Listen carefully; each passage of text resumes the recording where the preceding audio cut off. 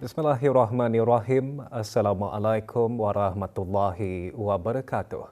Cabaran global yang semakin kompleks termasuk ketidaktentuan iklim dan gangguan rantai bekalan yang memerlukan penyelesaian praktikal, inovatif dan bersepadu selaras dengan maklumat pembangunan mampan. Perkara itu antara yang ditekankan oleh Menteri Sumber-Sumber Utama dan Pelancongan semasa mempengerusikan sesi ke-38 Persidangan Serantau Pertubuhan Makanan dan Pertanian Bangsa-Bangsa Bersatu FAO bagi Asia dan Pasifik APRC yang diadakan di The Empire Brunei, Jerudong. Yang berhormat Datuk Seri Setia Dr. Awang Haji Abdul Manaf bin Haji Matusin seterusnya menjelaskan usaha tersebut penting dalam membina sistem agri makanan yang berdaya tahan, inklusif dan mampan demi kesejahteraan generasi masa depan. Persidangan peringkat menteri selama 2 hari mengetengahkan tajuk utama antaranya memacu pendekatan bioekonomi mampan di Asia dan Pasifik.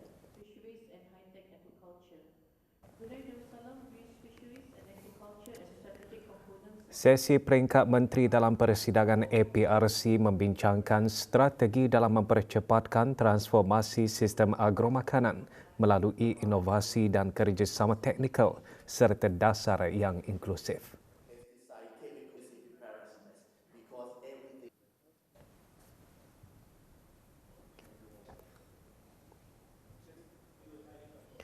Persidangan dijangka memupuk persefahaman yang lebih mendalam serta mengukuhkan semak kesepaduan serantau dalam kalangan negara anggota Asia Pasifik. Keputusan yang dimuktamadkan bakal menjadi pembangkit kepada transformasi sistem agromakanan yang lebih berdaya tahan dan mampan.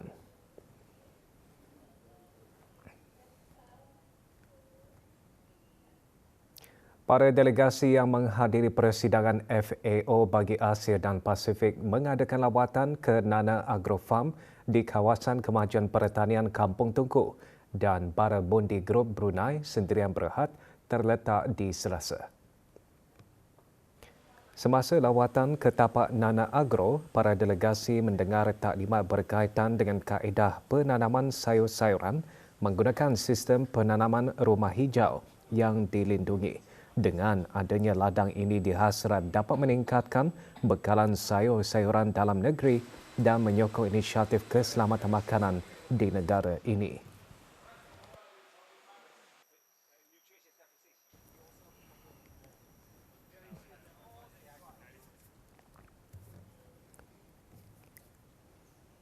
Para delegasi juga melawat ke Baramundi Group Brunei Sdn Bhd terletak di Broodstock Development Centre Selasa.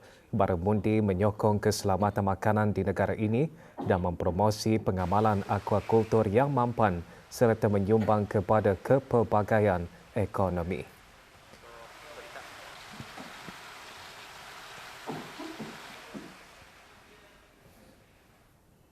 Seorang Muslim hendaklah memahami betapa pentingnya menjaga aib, betapa besarnya nilai persaudaraan dalam agama Islam sehingga kita dianjurkan untuk saling menjaga kehormatan dan menutup aib serta keburukan sesama kita. Perkara itu antara yang disentuh dalam khutbah Jumaat bertajuk Dosa Mendedahkan Aib. Dalam era media baharu ini, terdapat segelintir masyarakat yang menyalahgunakan media sosial dan aplikasi telefon pintar dengan menyebarkan perkara-perkara yang boleh mengaibkan diri sendiri serta orang lain sama ada melalui penulisan, gambar maupun video. Tindakan ini bukan sahaja mencemarkan maruah, malah boleh mengundang dosa dan fitnah yang berpanjangan. Sebagai orang yang beriman, kita hendaklah sentiasa menjaga diri daripada menyakiti orang lain sama ada melalui perbuatan maupun tutur kata. Ini kerana membuka atau mendedahkan aib seseorang termasuk dalam perbuatan ghibah yang sangat ditegah dalam Islam. Ingatlah, Allah Subhanahu wa taala mengumpamakan perbuatan ghibah itu seperti memakan daging bangkai saudaranya sendiri. Masjid Rashidah Sa'adat Bolkiah Kampung Sungai Akar menganjurkan Majlis Penyampaian Surat Lantikan Ahli Jawatankuasa Takmir Masjid bagi sesi tahun 2026-2027. Majlis berlangsung semalam di masjid berkenaan. Penyampaiannya disempurnakan oleh Abang Haji Amir Hisham bin Haji Masri, pemangku pengarah hal ehwal masjid. Juga diselajurkan dengan majlis penghargaan kepada pegawai skim perantisan perkhidmatan awam yang akan menamatkan perkhidmatan. Majlis adalah sebagai tanda penghargaan dan pengiktirafan kepada AJK Takmir yang dilantik bagi meneruskan usaha pengimarahan masjid serta memperkukuhkan lagi peranan masjid sebagai pusat ibadah, dakwah dan pembangunan masyarakat.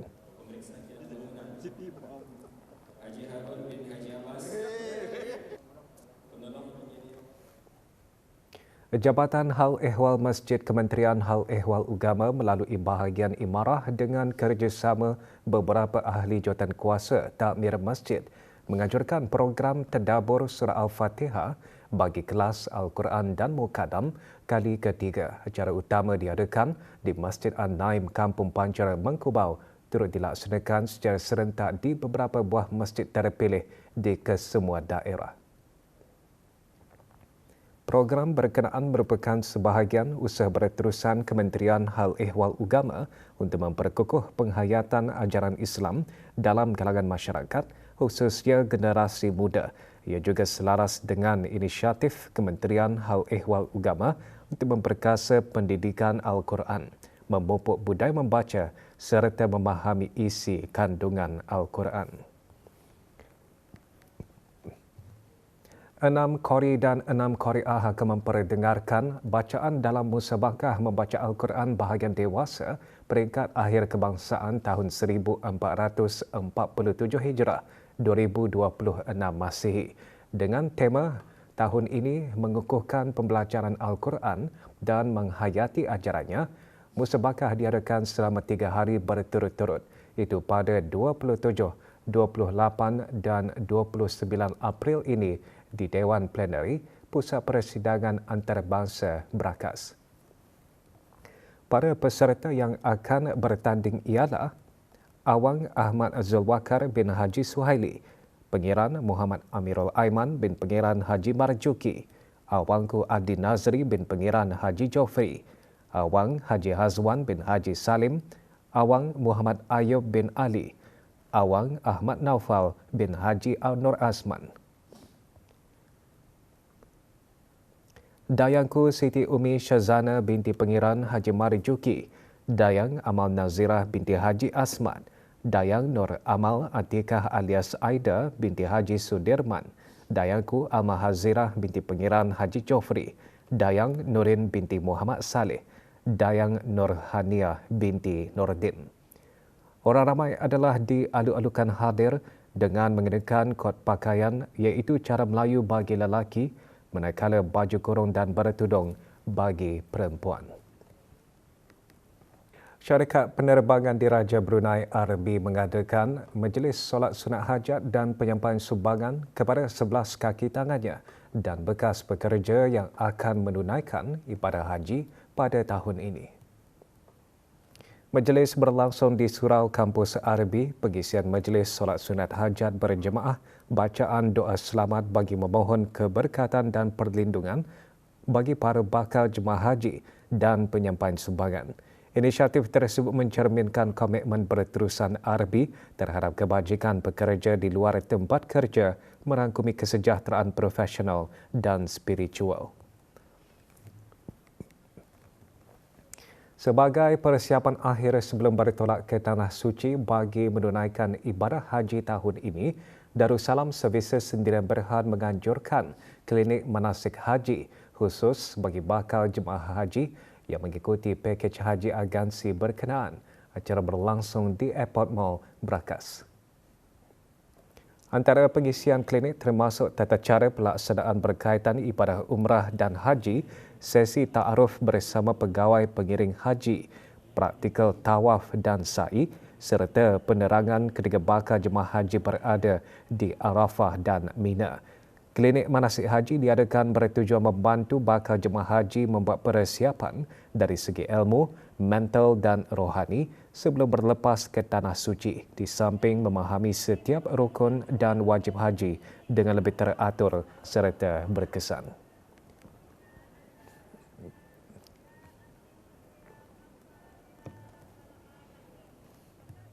...25 peserta mengikuti bengkel kemahiran asas memanik anjuran Jabatan Belia dan Sukan Cawangan Daerah Tutong. Bengkel selama 2 hari itu berakhir dengan majlis penyampaian sijil di Pusat Belia Daerah Tutong.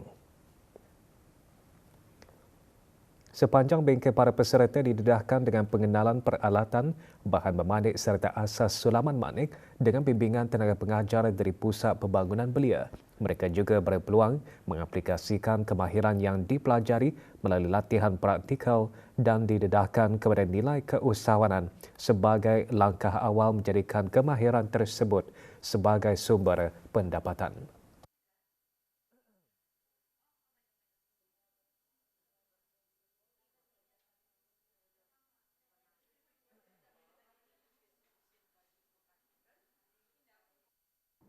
Bengkel seperti ini seharusnya memang wajib tani teruskan and then perkenalkan kepada remaja-remaja, belia-belia supaya mereka tidak terlalu bergantung kepada gadget.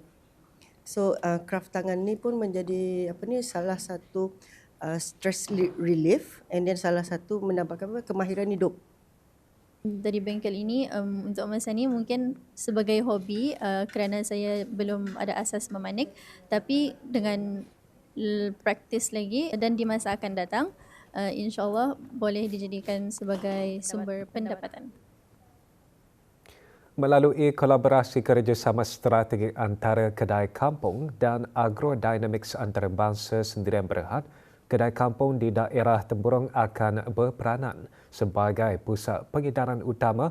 Di samping itu, ia juga memudahkan penduduk di daerah berkenaan mendapatkan produk tanpa perlu berkunjung ke Bandar Seri Pegawan.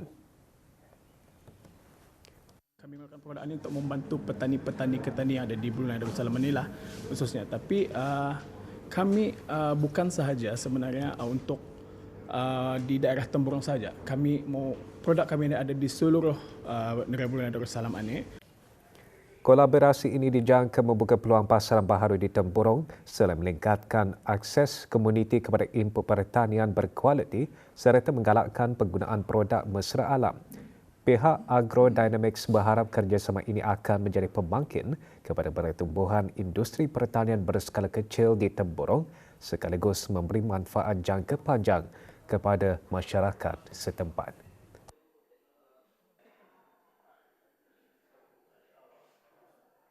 Impak jangka masa panjang ialah untuk meningkatkan hasil dan kualiti pertanian-ketani di sini.